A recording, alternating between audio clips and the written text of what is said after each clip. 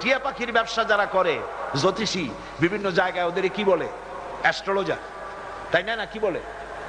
জ্যোতিষী, যাদের কাছে গিয়ে হাত দেখাইয়া তারপরে পাথর ইত্যাদি আনে, মনে করে পাথর লাগাইলে তার ভাগ্যের পরিবর্তন হবে।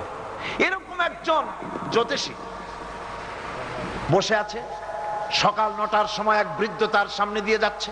জ্যোতিষী বলছে, বাবাজি একটু দাঁড়ান। কেন দাঁড়াবো? একটু দাঁড়ান। দাঁড়ালো। আমি আপনার হাতটা একটু দেখতে চাই। কেন? আমি আপনার হাত দেখে দেখবো ওতে কোনো বিপদ আছে নাকি। যদি বিপদ থাকে তো কি হবে?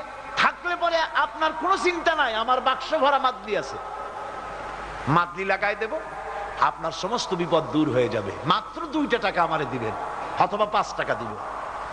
আচ্ছা, আমার আগাম বিপদ তুমি দূর করে দিবে? বলে, হ্যাঁ, ওরকম তাবিজ আমার মাদলি ভরা, আমার সুটকেস।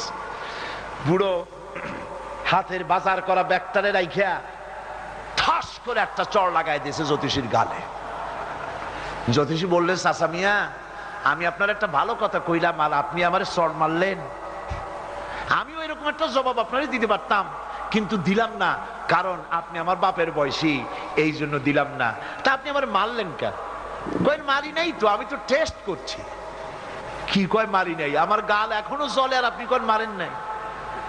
বলছে, দেখো, আমি একটু টেস্ট করলাম। তুমি বলেছো যে আমার হাতে রেখাগুলি দেখে বিপদ আছে কিনা, সেটা তুমি দেখলে। আমার এই বিপদ দূর করার মতো অসংখ্য তাবিজ তোমার মাদলিতে, তোমার সুটকেসে আছে। তা বাবাজি, সকালবেলায় নিজের হাতটা দেখে গুনে আসো নাই? 9:45 সময় 82 দশানার এক থাপ্পড় খাবা। এতগুলি তাবিজ সুটকেস ভরা, তোমার বিপদ থেকে ঠেকাইতে পারলো না কেন? প্রমাণ হলো, মানুষ ভবিষ্যতের কোনো জ্ঞান মানুষের কাছে নাই। সুতরাং ভবিষ্যতের জ্ঞান যার কাছে নাই, আইন তৈরি করার কোনো ক্ষমতা তার কাছে থাকা উচিত নয়।